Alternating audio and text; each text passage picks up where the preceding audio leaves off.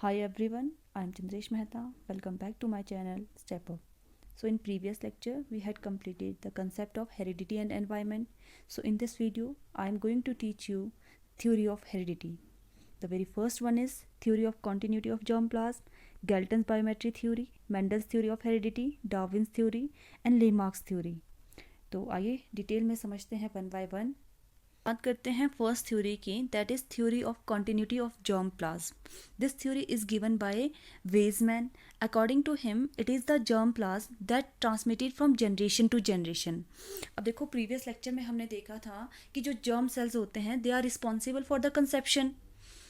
तो अब ये जो जर्म सेल्स होते हैं they are made up of germ plasma. ये जर्म प्लाज्मा से ही बने होते हैं. जो जर्म प्लाज्मा है वो कभी डिस्ट्रॉय नहीं होता है. अब इसको समझते हैं. मींस ये ऐसे जर्म सेल्स होते हैं जो जर्म प्लाज्मा से बने होते हैं. They never destroy. जैसे हमें जो है हमारे ट्रेड्स हमारे रिमोटेस्ट एंसेस्टर से मिले होते हैं, तो हमें नहीं पता है कि कौन से जो एंसेस्टर से हमें हमारे ट्रेड्स मिलते हैं. पता नहीं कितनी पीढ़ी के जो ट्रेड्स है वो हम तक पहुंचते हैं. तो ये इस तरह से जो जर्म प्लाज्मा है ये कंटिन्यूसली चलता है. ये ट्रांसफ़र करेंगे अपने ट्रेड्स इनको, फिर ये ट्रांसफ़र करेंगे अपने बच्चों को, ये ट्रांसफ़र करेंगे. इस तरह से जो है कंटिन्यूटी चलती है जर्म प्लाज्म की. That's why we can say that germplasm is the reason that is why human being give birth to human being, not to other species. इसका रीज़न भी जर्म प्लाज्म ही है. और एक बच्चा जो है अपने एंसेस्टर से रिजेंबल करता है. हो सकता है हमारी शक्ल हमारे पेरेंट्स से ना मिलकर हमारी जो शक्ल है वो अपने ग्रैंड पेरेंट्स से मिलती हो, ग्रेट ग्रैंड पेरेंट्स से मिलती हो. तो इसके पीछे का रीज़न भी क्या है? हेरिडिटी होती है. ये कौन जो ट्रेट्स होते हैं वो किसकी वजह से होते हैं? जर्म प्लाज्म की वजह से होते हैं, जर्म सेल्स की वजह से होते हैं.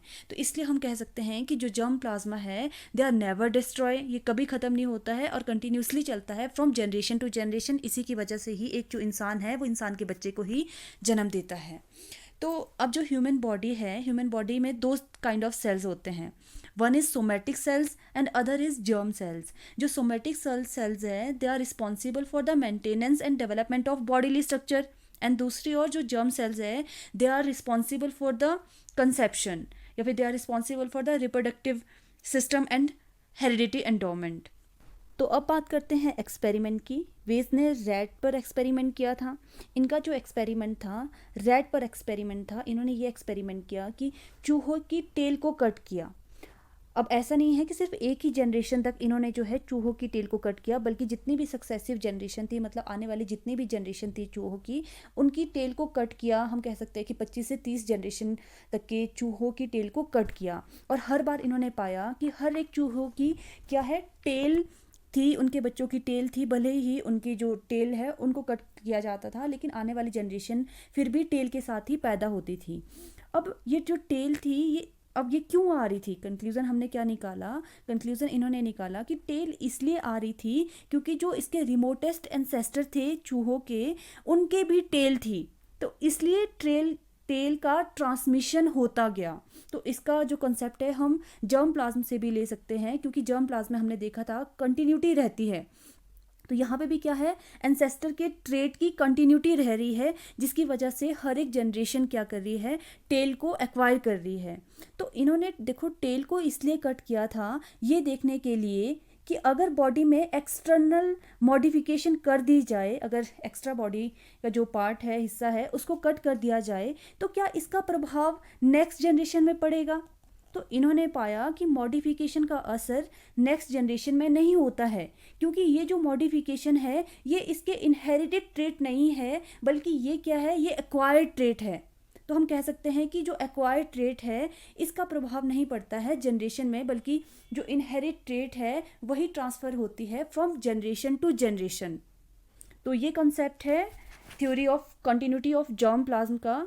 तो आइए अब बात करते हैं नेक्स्ट थ्योरी की, that is Galton biometry theory, transmission of trait theory. तो Galton is called the Darwin's half cousin. He concluded that not only the immediate parents but all their ancestors contribute their shares of heredity endowment to the child in a diminished order. ये theory हमें बताती है कि सिर्फ जो immediate parents होते हैं they are not, मतलब वो रिस्पॉन्सिबल है, वो रिजेंबल करते हैं, उनके जो बच्चे हैं उनकी तरह दिखते हैं, लेकिन वही कंट्रीब्यूट नहीं करते हैं हेरिडिटी ट्रांसमिशन में. बट ऑल्सो जो ग्रैंड पेरेंट्स है, ग्रेट ग्रैंड पेरेंट्स है, ग्रेट ग्रेट ग्रेट पेरेंट्स है, कहने का मतलब है जितने भी हमारे रिमोटेस्ट एंसेस्टर्स है, they are also responsible for the heredity transmission. तो इन्होंने अपनी थ्योरी में बात की है, कंट्रीब्यूशन बताया है कि किन पेरेंट्स का कितना कंट्रीब्यूशन रहता है। इन्होंने एक पूरा हायरार्किकल ऑर्डर दिया है। जैसे इन्होंने कहा है कि इमीडिएट पेरेंट्स का जो कंट्रीब्यूशन है हेरिडिटी ट्रांसमिशन में वो रहता है 50%, कि हम जो है अपने पेरेंट्स से 50% रिजेंबल करते हैं। हमारे अंदर जो हेरिडिटी ट्रांसमिशन हो रही है वो 50% तक रहती है। अगर हम ग्रैंड पेरेंट्स की बात करें तो इनकी रहती है 25%, ग्रेट ग्रैंड पेरेंट्स की बात करें तो 12.5% इनकी रहती हैं, और great great great grand parents की बात करें तो 6.25% इनकी वेटेज रहती है हेरिडिटी ट्रांसमिशन में। तो ये बात की इस थ्योरी ने, गैल्टन्स बायोमेट्रिक थ्योरी ने। तो अब बात करते हैं नेक्स्ट थ्योरी की, that is Mendel theory of heredity. तो मेंडल की अगर बात करें, ग्रेगर मेंडल की, तो he is known as the father of genetics. Paper point of view से इंपॉर्टेंट है। इन्होंने एक्सपेरिमेंट किया था मटर के पौधों पर, पी प्लांट पर इन्होंने एक्सपेरिमेंट किया था। He gave the 2 main law of heredity, one is principle of dominance and another is principal of segregation. तो बात करें प्रिंसिपल ऑफ डोमिनेंस की, तो when 2 traits or characteristics are paired, then one of them become dominant. This dominant trait has more chance to get stamped on the offspring. ये कहते हैं कि जब 2 traits और 2 characteristics पेयर करते हैं तो उनमें से एक की जो characteristics है वो dominant हो जाती हैं। अब जो जिस ट्रेट की डोमिनेंस हुई उसके चांसेस होते हैं बच्चों में आने के, कि बच्चे भी जो होते हैं मतलब सेम उनकी तरह होते हैं। सपोज दैट हम एग्जांपल लेते हैं कि ह्यूमन बीइंग है, उन्होंने जो है बच्चे को जन्म दिया, पेरेंट्स ने बच्चों को जन्म दिया, तो देखा गया पेरेंट में से जो फादर की हाइट थी वो मतलब काफ़ी हाइट के थे फादर। तो देखा गया कि आगे जो बच्चा पैदा हुआ उसमें भी देखा गया कि फादर की जो करेक्टरिस्टिक्स है वो डोमिनेंट हुई है।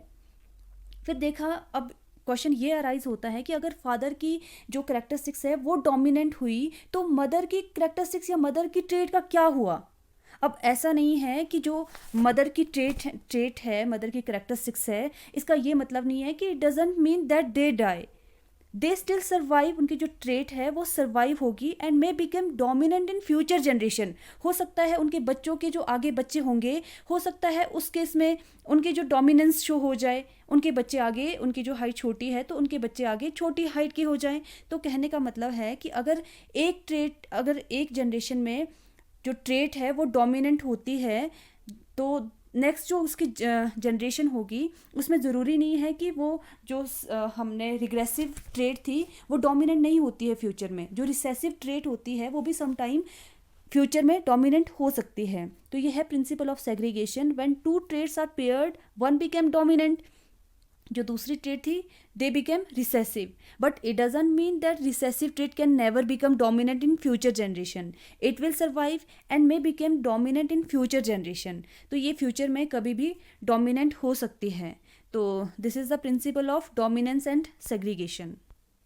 तो अब बात करते हैं नेक्स्ट थ्योरी की, दैट इज़ डार्विन्स थ्योरी।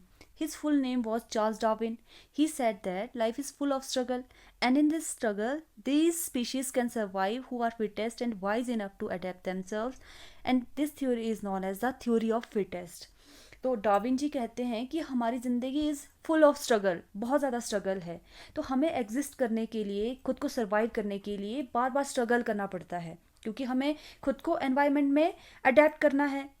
तो जो अपने आप को अडेप्ट कर लेता है, खुद को सर्वाइव कर लेता है, खुद को जो है एनवायरनमेंट के अकॉर्डिंग खुद को ढाल देता है, वही क्या है सर्वाइव कर पाएगा, वही जो है स्ट्रगल को झेल पाएगा। तो जो इंसान ऐसा कर सकता है, ऐसा कर देता है, वही उनकी ही स्पीशीज़ जो है आगे सर्वाइव करेगी, उनकी ही स्पीशीज़ जो है आगे बच्चों को जन्म देगी, रिप्रोड्यूस करेगी। अदरवाइज़ जो इंसान या जो स्पीशीज़ सर्वाइव नहीं कर पाती है, स्ट्रगल नहीं कर पाती है, अडेप्ट नहीं कर पाती है, तो उनकी स्पीशीज़ जो है विलुप्त हो जाती हैं। ये कहते हैं डार्विन अपनी थ्योरी में, and this theory is known as the theory of fittest. पूरा फंडा है फिट करने का कि खुद को आप अडेप्ट करो एनवायरनमेंट में। अब हम बात करते हैं नेक्स्ट थ्योरी की, दैट इज़ लेमार्क थ्योरी। अब लेमार्क थ्योरी की अगर हम बात करें, इसका जो नेम है, full name Jean Baptiste Lamarck है। He emphasise the role of an inward urge of the species to adjust in the changed environment. The inner urge in every organism bring change in itself for adjusting it to the need and requirements of the environment. कहने का मतलब है कि हर एक human being की need होती है और टाइम के अकॉर्डिंग चेंज होती है, और वही इंसान इस ज़िंदगी को अच्छे से जी सकता है जिसके अंदर इनर अर्ज होती है नीड को फुलफ़िल करने की, जो अपनी नीड को पूरा करने के लिए बार बार स्ट्रगल करता है, वही उसकी ही स्पीशीज़ जो है अडेप्ट कर पाती है एनवायरनमेंट में, अदरवाइज़ वो जो स्पीशीज़ है विलुप्त हो जाएगी। फिर next is acquired qualities are transmitted from one generation to next generation. अब देखो प्रीवियस जो हमने थ्योरी की थी germ plasm, continuity of germ plasm, उसमें हमने देखा कि वेजमैन कहते हैं कि ये जो इनहेरिटेड ट्रेट है सिर्फ वही ट्रांसफ़र होती है, जनरेशन टू जनरेशन जो हमने एक्वायर्ड ट्रेट की होती है वो ट्रांसफ़र नहीं होती है। लेकिन लेमार्क क्या कहते हैं कि ये जो एक्वायर्ड ट्रेट है जिनको हमने एक्वायर किया है वो भी, उसको भी ट्रांसफ़र किया जा सकता है फ्रॉम जनरेशन टू जनरेशन। शायद इसलिए इनकी ये जो थ्योरी है वो ज़्यादा पॉपुलर नहीं हुई इसी डीमेरिट की वजह से, क्योंकि शायद ऐसा नहीं होता है। तो इन्होंने बात की है, एक एग्जांपल लिया है जिराफ का। तो ये जिराफ के बारे में क्या कहते हैं, सिर्फ यही बात करते हैं अपनी थ्योरी में जिराफ के बारे में। तो ये जिराफ का कैसे एग्जांपल लेते हैं कि ये जिराफ को पहले हम थोड़ा सा ड्रॉ कर लेते हैं। सपोज दैट ये जिराफ है, तो पहले क्या होता था, ज़मीन पर सरफेस पे जितनी भी घास पत्तियाँ होती थी वो ये खा लेता था। लेकिन अब क्या हुआ, जैसे जैसे समय चेंज हुआ तो जो जिराफ है अब इसको घास पत्तियाँ खाने के लिए ज़मीन पर नहीं मिलती है। अब क्या हुआ, अब इसको जो इतनी पेड़ पर जो घास पत्तियाँ लगी होती है, पेड़ मतलब पौधों पे, अब क्या हुआ, यहाँ पे जिराफ है, अब ज़मीन पर तो कोई भी घास पत्ती नहीं है। अब इस जिराफ को क्या करना पड़ा, अपनी नेक को एलोंगेट करना पड़ा, अपनी नेक को स्ट्रेच करना पड़ा, सो दैट कि ये अपनी नीड को फुलफ़िल कर सके। नीड क्या है, भूख है, इसकी जो हंगर है वो इसकी नीड है। और इस नीड को कैसे फुलफ़िल करेगा, जब ये अपनी नेक को स्ट्रेच करेगा और यहाँ जो पेड़ मतलब पत्तियाँ है यहाँ पे जो अपना खाना है वो यहाँ से ले सकेगा। तो कहने का मतलब क्या है, इस तरह से जिराफ ने क्या किया, इस क्वालिटी को एक्वायर किया। और देखा गया कि इनकी जैसे, तो पहले तो जो जिराफ होते थे इनकी नेक इतनी इलेंगोटेड नहीं होती थी, लेकिन आने वाले समय में इनकी जो जनरेशन टू जनरेशन है, देखा गया कि इनकी जनरेशन टू जनरेशन आगे लॉन्ग नेक के साथ पैदा होने लगी। तो इन्होंने इस तरह की कुछ बात कही है। तो ये अपनी थ्योरी में बात करते हैं कि किस तरह से जो ये इनहेरिटेड ट्रेट या ट्रेट नहीं थी बल्कि ये एक्वायर्ड ट्रेट थी। फिर इन्होंने बताया कि किस तरह से जो एक्वायर्ड ट्रेट है ये भी ट्रांसफ़र होती है फ्रॉम जनरेशन टू जनरेशन, जबकि ऐसा नहीं होता है। आपकी जो इनहेरिटेड ट्रेट है वही ट्रांसफ़र होती है जनरेशन टू जनरेशन। इसलिए इनकी जो थ्योरी है वो ज़्यादा इम्पॉर्टेंस नहीं देते हैं हम, और हम कह सकते हैं कि ज़्यादा प्रोमिनेंट नहीं है। तो that's enough for today's class. Thanks for watching. Step up.